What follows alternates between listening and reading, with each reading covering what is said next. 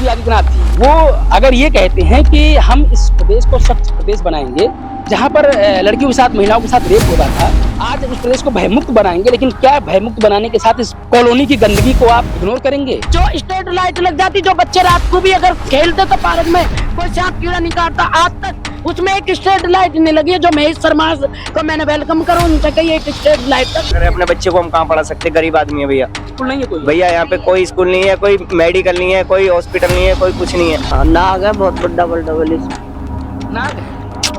तो कैसे आप लोग यहाँ रहते होंगे, डर नहीं लगता है? क्या करा, डर लगता तो कहाँ जाए अपने घर को छोड़ के, आप बताओ। बताओ दो चार मर जाएंगे जब सरकार को पता लग जाएगी, दो चार बिल्डिंग बैठ ही जाएंगे। नमस्कार, मैं राजन पांडे और आप देख रहे हैं बतंगड़। इस समय मेरी मौजूदगी ग्रेटर नोएडा के घोड़ी बछेड़ा गांव में है और ये काशीराम आवास है जो मायावती जी के कार्यकाल में बना हुआ था। इसका अलॉटमेंट लोगों को 2010 में हुआ, लेकिन जो यहाँ की सुविधा आज के समय में है वो मैं दिखाऊंगा और लोगों से भी बात भी करूंगा। लेकिन ये देखिए, ये समस्याएं, ये पानी बह रहा है, ये देखिए, ये कॉलोनी में जिस तरीके से लोग रह रहे हैं, अभी उस पूरे कॉलोनी का रियलिटी में दिखाऊंगा। लेकिन जितनी गंदगी है पहले मैं थोड़ा दिखा दूं कि नाली ब्लॉकेज किस तरीके से है, कितने यहाँ मच्छर पनपते होंगे, छोटे छोटे बच्चे हैं, परेशानी कितनी होती होगी, समस्याएं कितनी होंगी। और सबसे बड़ी चीज ये है आज के समय में कि जो हमारे प्रदेश के मुखिया हैं योगी आदित्यनाथ जी, वो अगर ये कहते हैं कि हम इस प्रदेश को स्वच्छ प्रदेश बनाएंगे, हम जहाँ पर लड़कियों के साथ महिलाओं के साथ रेप होता था, आज उस प्रदेश को भयमुक्त बनाएंगे, लेकिन क्या भयमुक्त बनाने के साथ इस कॉलोनी की गंदगी को आप इग्नोर करेंगे? कि जिस तरीके की यहाँ अव्यवस्था फैली हुई है, मैं अभी जब मैं घूम रहा था ऑफ कैमरा, अभी मैं ऑन कैमरा भी आप लोगों को दिखाऊंगा और पूरा आप कोशिश करिए, पूरा एक वीडियो देखिए और लोगों से जो मैं बात करूंगा उसको भी सुनिएगा कि क्या क्या यहाँ अव्यवस्थाएं हैं। मैं थोड़ा सा एक बार, क्या नाम है आपका?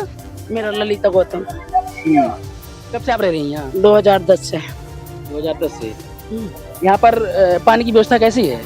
पानी की व्यवस्था सब खराब है। देखो लोग ना गंदगी में जीने को बिल्कुल तैयार हैं। जो चैम्बर भी ओवर हैं, जो पार्किंग है, उनकी कंडीशन आप देखिए, दिखाते हैं लोग कैसे जी रहे और कैसे रह गए। योगी जी कहते थे कि हम और मोदी जी दोनों ही ये हमारे नेता हैं और ये कहते थे कि हम देश का विकास कर रहे हैं। विकास आप इस कॉलोनी में आके देखिए कैसा विकास हो रहा है। क्या किसी को कंप्लेंट करते हैं? आज तक आप देखिए जहाँ भी ये सारा पानी आपके सब, आप पार्किंग देखो, पार्क देखो, पीछे जा जाके उसमें क्या होता है आप दिखाते रहिए। हाँ देखो क्या पार्किंग की क्या हालत है, लोग बाग कैसे रह रहे हैं। और जो योगी जी नु कहते हैं हम गरीबों के मसीहा हैं, ये काय के गरीबन के मसीहा? गरीब तो मतलब मर मर के जी रहे हैं गरीब तो। यहाँ पे देखो क्या हालत है, गरीब, ये बच्चे मच्छरन में रहते। देखो आप, देखो सिमर, देखो देखना आप, ये देखना, ये वाला देखना, ये पार्क है, ये पार्क है। देखना आप इस पार्क की स्थिति देखो आप, क्या है इसकी पार्क। कौन सा पार्क है? ये पार्क है। ये पार्क। एक बार आप आ जाइए, आप पार्क दिखाइए पहले। अब मैं दिखा रहा हूँ कि जो ये इस कॉलोनी का ये सेंट्रल पार्क है, इसकी व्यवस्था देखिए। वाह, क्या अद्भुत नजारा देखने को मिल रहा है। यहाँ पर बच्चे खेलेंगे। अरे मैं तो ये कहना चाहता हूँ कि जो हमारे देश के नेता होते हैं, एक मिनट के लिए आकर अपने बच्चों को लाकर यहाँ पर बस गुजार के चले जाइए। मैं 1 मिनट कह रहा हूँ। मोदी जी आगे खुद देखें, योगी मोदी जी आगे स्वयं खुद देखें अब यहाँ पे कैसी व्यवस्था है, हम गरीब लोग कैसे यहाँ पे जी रहे हैं, किस तरीके से हम अपना टाइम की सरकार गई है। किसी भी जिस दिन से योगी जी की सरकार आई है, किसी ने इसमें कोई विकास नहीं करा है। जैसे बने हुए हैं वो ऐसे ही है। जब तो आज देखो पार्किंग की क्या क्या स्थिति हुई पड़ी है। हम ऐसे लोग रहने को तैयार है। बताओ हम कैसे जी रहे हैं? हमसे तो पूछो। ये फ्लैट हमें जो बहन जी ने मायावती सरकार में मिले और आज इनकी कोई सुनवाई नहीं है। जब से योगी जी की सरकार आई है, किसी ने एक भी विकास इसमें नहीं कराया। मोदी जी कह रहे हैं सब झूठे वादे मोदी जी के, योगी जी के, हम ये कर रहे हैं विकास, ये कर रहे हैं। देखिए ना आप, ये ग्रेटर नोएडा है, ये ग्रेटर नोएडा, जहाँ पे ये कहते हैं कि सुपर ग्रेटर नोएडा बनने जा रहा है। जो बोला जाता है कि ये प्रदेश का सरताज है, ये मैं तो चल नहीं पा रहा हूँ। इसे प्रदेश का सरताज माना जाता है कि ग्रेटर नोएडा है। और वहाँ की अगर कॉलोनी की ये स्थिति है तो ये बहुत गंभीर समस्या है प्रदेश के लिए। इस छोटे छोटे बच्चे ये हैं, बताओ 2-3 साल के बच्चे। बाबू रुकना, ये सोचिए, ये बच्चा अगर यहाँ पर खेलने उतर जाए तो कोई भी दुर्घटना हो सकती है। कोई जानवर, सांप, बिच्छू या कुछ भी और बड़े जानवर यहाँ पर होने की संभावना हो सकती है। जिस तरीके का ये झाल बना है, जो पार्क था वो झाल बन गया है। मैं चलिए थोड़ा और मुझे आगे दिखाइएगा, क्योंकि मैं पूरी सोसाइटी दिखाना चाहूंगा और ये गंदगी दिखाइए। ये सच्चाई है, पूरा पानी जिस तरीके से फैला पड़ा है। और सबसे बड़ी चीज तो ये है कि जो भ्रष्टाचार का जीता जागता उदाहरण है ये फ्लैट, ये जो टूटा पड़ा है, देख रहे हैं सारे जंग लगे लोहे दिख रहे हैं। ये ग्रिल दादी सांप बहुत तकड़े सांप निकल रहे बहुत ज्यादा। ना गरीब बच्चे, छोटे छोटे बच्चे, यहाँ ट्यूशन ये लड़की पढ़ाती है, हैंडीकैप है, कई बच्चे बच गए यहाँ पे। अच्छा, हाँ, नाग है बहुत बड़ा बड़ी नाग है। तो कैसे आप लोग यहाँ रहते होंगे, डर नहीं लगता है? क्या करा, डर लगता तो कहाँ जा, अपने घर को छोड़कर आप बताओ। बताओ आप बताओ कहाँ जा सकते हैं? आप पढ़ाती हैं बच्चों को? हाँ मैं पढ़ाती हूँ। कितने बच्चों को? 80 बच्चे हैं। 80-85 बच्चों को। तो सोचिए इस गंदगी में बच्चों का मन लगता होगा पढ़ाने में। मजबूरी क्या करे, कहाँ जाए पढ़ाए, क्या करें, यहीं पढ़ाना पड़ेगा। नहीं पढ़ाते? हाँ ये बाहर ही पढ़ाना पड़ता है, क्योंकि यहीं पे बैठा के हाँ बाहर ही पढ़ाते हैं। ये यहाँ पर बैठा कर पढ़ाना पड़ रहा है, ये मजबूरी है। समस्या जो जिस तरीके की है, क्या 2-4 मर जाएंगे जब तो सरकार को पता लग जाएगी, 2-4 बिल्डिंग बैठ ही जाएंगी जब। और सरकार उसी का रहता है सरकार। हाँ, तो इसका समाधान होना चाहिए पानी का। जब यहाँ पर सारे में पानी भरा हुआ है, कचरा भरा हुआ है, इसका समाधान होना चाहिए। जैसे उन लोगों को कैसे होगा समाधान? अब ये तो आप ही जाने, सरकार लोग ही जाने, हम क्या जाने कि कैसे होगा। यहाँ पर आप लोग या बच्चों का कोई मेडिकल व्यवस्था है, कुछ किया गया है? कुछ नहीं, कोई डॉक्टर कोई ऐसा कोई आता है? कुछ नहीं आता, ना कोई डॉक्टर आता, ना कोई मेडिकल आता, कुछ ना आता, मेडिकल नहीं भैया जी, कोई ना कुछ नहीं होता। और बच्चे स्कूल कहाँ जाते हैं? कहीं पे नहीं भैया, ऐसे ही ढोलते बच्चे। ऐसे ही क्या करते, अपने बच्चे को हम कहाँ पढ़ा सकते, गरीब आदमी है भैया। स्कूल नहीं है कोई? भैया यहाँ पे कोई स्कूल नहीं है, कोई मेडिकल नहीं है, कोई हॉस्पिटल नहीं है, कोई कुछ नहीं है। बताओ क्या करें? सोचिए ये वास्तविकता, ये सच्चाई है। जब आप ग्राउंड पर उतर कर देखेंगे तो सच्चाई दिखेगा। आप चर्चा नहीं है। देखो आप मकानन की कंडीशन देखिए, आप देखो क्या है। मोदी जी कहते हैं हम इसको स्वच्छ भारत बनाने जा रहे हैं, और स्वच्छ भारत है नरक भारत बना दिया है मोदी जी ने। हम तो नरक भारत में रह रहे हैं। ग्रेटर नोएडा में एक यू काशीराम सोसाइटी, जिसमें 504 मकान बने हुए हैं, जिनमें लोग मच्छरन से मर रहे। किसी के घर में सांप निकलता है, किसी के में बिच्छू निकलते हैं, जो आए दिन रोज घोड़ी में अस्पताल है जो उसमें जाया जाता है। लोगों से जो इतना हाई पाई है, ये जो पैसा ले जाते हैं, ये गरीब लोग मर मर कर जी रहे हैं। योगी जी और मोदी जी की सरकार क्या ये यहाँ से निकल रही है, इतना बड़ा नाग यहाँ, ये बच गई है अगर ये यहाँ पर ये बच गई।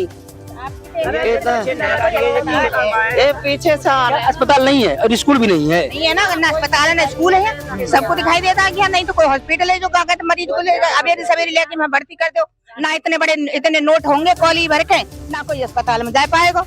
ना नोट होंगे ना हाँ, ना जा पाएगा। जिनके पास नोट होता है उन्हीं के बच्चे पढ़ाई करते हैं, उन्हीं के बच्चे डॉक्टर बनते हैं, डॉक्टर के दौरे जाते हैं। हमारे तो गरीबन के बच्चे तो नो बेचारे फटक फटक के मर जाते हैं, कहीं दवाई दिवाती ना दिवाती मर जाते हैं। मुझे कुछ बोलने की आवश्यकता नहीं है, ये सच्चाई है जो आप सुन रहे हैं। नेता लोग लेक्चर तो इतने बड़े बड़े देते हैं, कभी आकर देखते हैं कि घर में क्या है, बेटी किस तरीके से पढ़ रही है, या बेटी की क्या व्यवस्था करनी चाहिए, बेटी कैसे जाए। भाई तो कहते तो है, मोदी जी का नारा है बेटी बचाओ बेटी पढ़ाओ। नारा भैया ऐसा थोड़ा ही नहीं आ रहा होता। अरे करके तो दिखाओ गरीब आदमी के लिए, क्या नहीं है देश में, सब कुछ है। चुनाव आए थे, महेश शर्मा जी यहाँ पे आए थे, मैंने उनका वेलकम करा था, ललिता गौतम ने उनका वेलकम करा, और मैंने एक स्ट्रीट लाइट पार्क में मांगी है, जो आज तक सांसद जी ने क्या उनके एक फोन करने पर अथॉरिटी में जो स्ट्रीट लाइट लग जाती, जो बच्चे रात को भी अगर खेलते तो पार्क में कोई सांप कीड़ा नहीं काटता, आज तक उसमें एक स्ट्रीट लाइट नहीं लगी है। जो महेश शर्मा को मैंने वेलकम करा, उनसे कही एक स्ट्रीट लाइट तक सांसद जी के कहने से नहीं लग पाई है, जो आज तक उन्होंने एक स्ट्रीट लाइट नहीं लगवा पाई है। अब ये देखिए,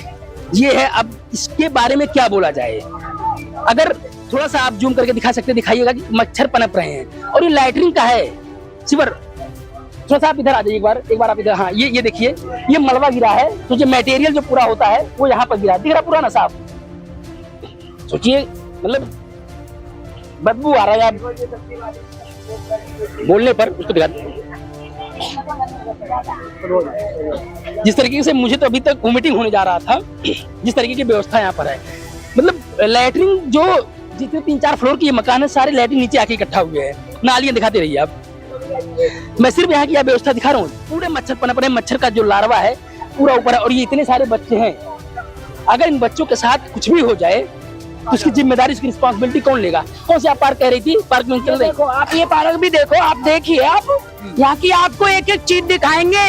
योगी जी की सरकार में देख लो, जिस दिन से मायावती की सरकार गई है एक भी काम नहीं हुआ है। आप देखिए ये पार्क देखिए, आप ये पार्क है, देखिए। आइए ये भी पार्क दिखा दूं, आइए आ जाइए, ये दिखाते रहिए आप। मैं ये भी जो पार्क है ये दिखा रहा हूँ कि जो बच्चों को खेलने और कूदने के लिए अलॉट किया जाता पार्क, उसकी स्थिति क्या है आज के समय में, ये मुझे बोलते हुए और दिखाते हुए इतना मतलब गंदा महसूस हो रहा कि क्या बताऊं। जो इस तरीके स्मेल है यहाँ पर, आप कभी भी आकर यहाँ 2 मिनट 3 मिनट नहीं गुजार सकते हैं।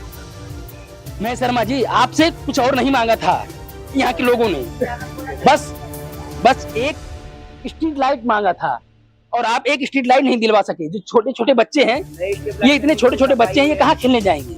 इनके लिए ना तो कोई पढ़ने की व्यवस्था है, ना कोई मेडिकल की व्यवस्था है, ना कोई खेलने कूदने की व्यवस्था है, ना रहने की व्यवस्था है।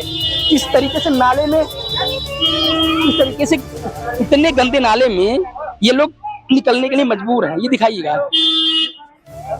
अब, देखना सामने भी, ये भी पार्क है, देखो आप क्या है। मोदी योगी के उसमें हो रहा है। पहले मायावती का जो था यहाँ पे, जिन्होंने ये हमको फ्लैट दिए थे, जब बहुत अच्छी सफाई थी और 2-3 साल में पुताई भी होती थी, लेकिन अब कुछ नहीं हो रहा। जब से सरकार गई हमारी बहन जी की, अब तो देखो ये हालियत देखो ना। सरकार में तो यहाँ पे रातों रात रोड ये देखो, बहन जी के राज में हो रहा है।